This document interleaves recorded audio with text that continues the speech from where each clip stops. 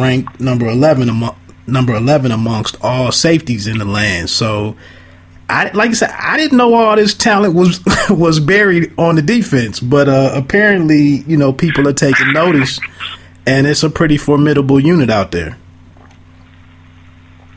It's a matter of time. Mark my words. It's a matter of time when Peppers takes one to the house on a punt return, and it's going to be electric. But we're going to see a little bit more of the playbook. We don't know if we're going to see him come in on offense. I think we're going to see a little bit of the playbook open up this week or tomorrow against Northwestern, and a little bit more against Michigan State. And we don't know what's in store. He's a skilled player, and he definitely should be ranked where he's ranked. It's exciting to watch. Yeah, I've been waiting on Peppers, man. I've seen him, try to get to the edge on some of these returns, and he's getting closer and closer. But like I said, I guess I'm just thirsty, man, to see that. Like I said, that dynamic playmaker out there, and he's coming back from that injury that caused him to miss the bulk of last season. So this would be the perfect moment for him to light up Michigan Stadium. I agree.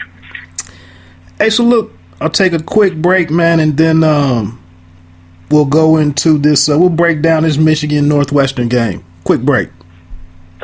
We are One Take Podcast Nation, bringing you quality on-demand audio in sports, entertainment, lifestyle, and more. You have podcasts from B. Meeks, Jim Shoe Johnny, show host Wood, and host of others from around the country. No matter what your sport is, we have it covered. So check us out on OneTakePodcast.com, or if you want to go straight to our podcast channel, visit www.otpn.us.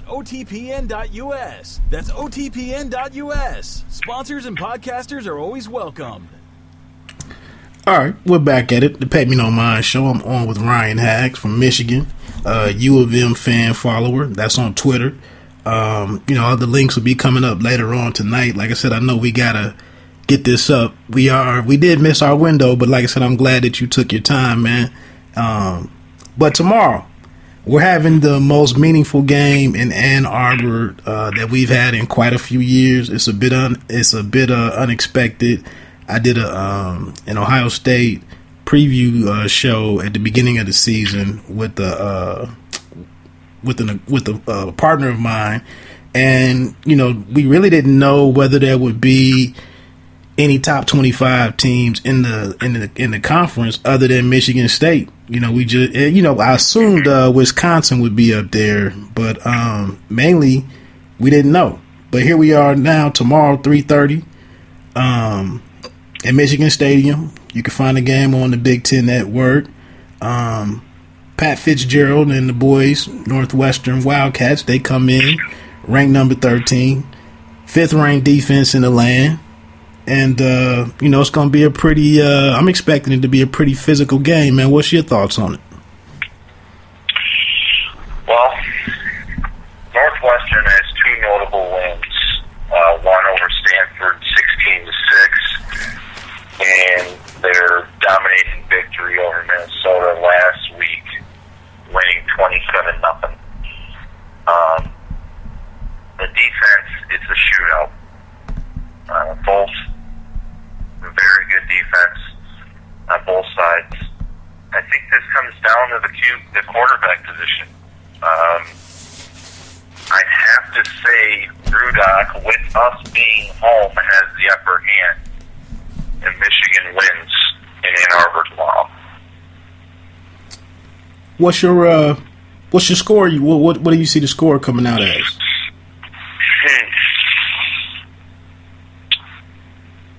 I'm going to have to say 27-17 Michigan. Okay. I see that Michigan is like a 7.5 point favorite. The over and under is around 34. I'm not really a gambling man, but just looking at the game by those, I mean that would lead me to believe that Michigan is highly favored, and I'm actually looking at it to be maybe a 17-12 game. I still haven't really bought in. Yeah, I haven't really low scoring. Yeah, low scoring. I mean, and I've seen everything from one site I was looking at had it coming down to like 20-3 Michigan. Your score is pretty fair. I mean, I will say that in the college game, the defenses, even though these are two stout defenses, I mean, if you look at that stuff in the Big 12, I mean, come on. It just seems like defense in the with the exception of maybe LSU and Alabama sometimes, it just seems like defense is kind of thrown out the window in the college game sometimes. So it very well could explode, to be a 27-14 affair too. Right. I think so. On their side, they have, like you said, the quarterback. They have Clayton Thurston, and running back Justin Jackson, who's statistically one of the better running backs in the land. We get Devion Smith back this week. How do you think the running back, the stable of running backs, how do you think they perform tomorrow? If Devion Smith comes out running like he has so far this year, aside from when he didn't play, I think he runs tough. I think he breaks tackles. I mean, we saw the one run and he disappears, and all of a sudden he pops out and he's running for a touchdown. I think he runs hard tomorrow. He'll probably get a couple. What do you think? What caused him to miss the game? Man, I was busy that week. What was he? Was it an injury? Actually, Tyrone Wheatley broke it down and said that they didn't. Well, aside from his knee injury that he had, the other game where he wasn't hurt, and we're like, well, where's Devion Smith at? And it was, Tyrone Wheatley basically said that it wasn't that he wasn't able to play, it was just his style of running wasn't fitting. I think it was against UNLV, and his style of running wasn't matching up to what Michigan was looking at on UNLV's defense, so they put in Ty Isaac and Drake Johnson, and which both are doing phenomenal. I mean, we've got depth at running back, and we're playing like Michigan football was played in years past. It's great to see. Right.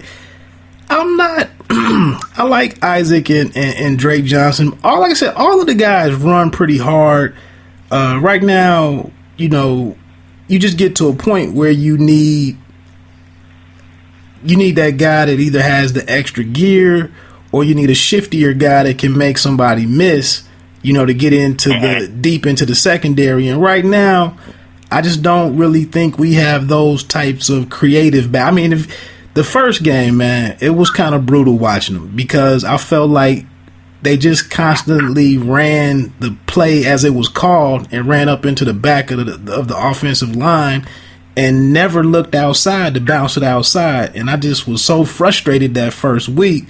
But it seems like I'm sure they got back in the film room and looked at the opportunities that were lost.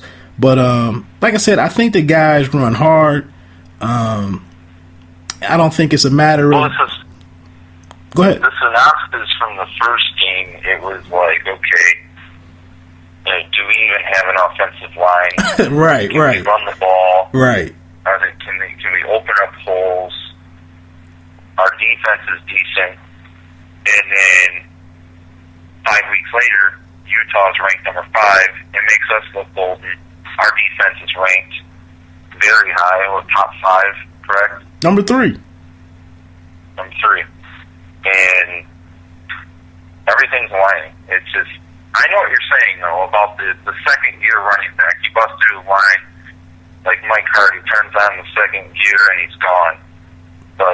And I would like to see Jabril Peppers, because I know he has that kind of speed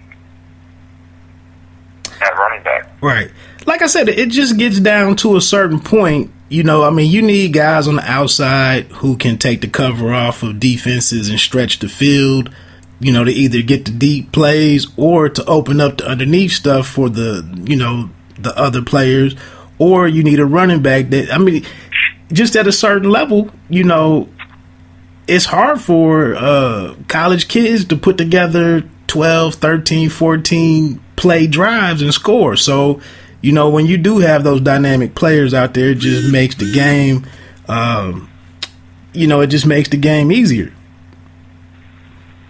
I agree.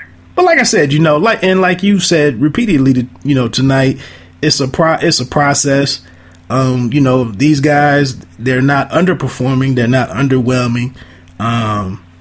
And like you said, with looking at how matchups are unfolding for like you said, with Michigan State being on the ropes against Purdue, OSU, I'm expecting that defense to be lights out. And, the backup QB from Indiana came in and led some drives. So I think we're right where we need to be. I just think maybe offensively we don't have the talent right now where we could sustain a couple of, missteps or, fumbles and whatnot. I think as long as, the defense is going to keep us in games, but, we can't have, multiple interceptions. We can't fumble inside, on our own side of the field. So I think we're just kind of in that stage right now with the talent that we have, that where we have to stay pretty clean and really balanced. Yeah, I agree. It's, the turnovers is huge too. It could come down who screws up first, who makes the biggest screw up, and that's what decides the game. Right. Kind of leaning towards your score a little bit more for the most part because the defense. I kind of retract my statement after spitting that out and knowing how good the defenses are, but it's going to boil down to who can execute and who has least turnovers. Right. Now is Mario Ojemudia, is he out this game or is he back? I don't believe he's out for this game. I don't have a definitive answer on that. Okay. Well, like I said, it's great. It's great to have a meaningful game. We got robbed of that evening game a couple. The D lineman. Yeah. Yeah. Yeah, he is out. Okay. Yeah. Okay. Yeah. I thought that might make a difference, but we have depth, but he definitely is a key player. For right. Sure. Right. So look, we're getting ready to get into the last segment, which I told you we're going to play a little game of draft or drafted or undrafted. But before we get into that, what's your thoughts, man? I mean, Jake Rudock has been, even with the 5 touchdowns, 6 interceptions or whatever it is, he does present an experienced presence back under center. And, he's he throws some educated passes and can move the team down the field. Obviously, a key position is going to be quarterback. So with us losing him next year, what do you think? Everybody that on the depth chart that we have below him, man. Do you think it's some promise there for next year, or is Harbaugh going to have to coach somebody up just to have a solid QB? Everybody's going to say Shane Morris. Shane Morris. Every time Jake throws an interception, everybody wants Shane Morris to go. Well, if anyone remembers last year, I'm not a huge Shane Morris fan. Me neither, man. He's there for a reason. He's there for a reason, but the gentleman forces the ball, and he, from what I've seen so far, I just don't have trust in him as a quarterback. And Jake is our best option right now. Therefore, he is the starting role. Like I said earlier tonight, everybody's battling for their position all the time. So obviously, what happens behind closed doors, Jake's are in that spot. But as far as depth goes for us, I believe Shane Morris is going to redshirt the rest of the year, and he'll either transfer or I'm leaning towards transfer. He's a junior right now. Right. He transfers for his senior year, right? Right. Spite's got some snaps, and he shows promises. A couple deep balls that he threw a couple weeks back. I'm not completely sold on him, but I don't think that he's not capable. Then you've got Alex Malzone, redshirt, 6'2", 208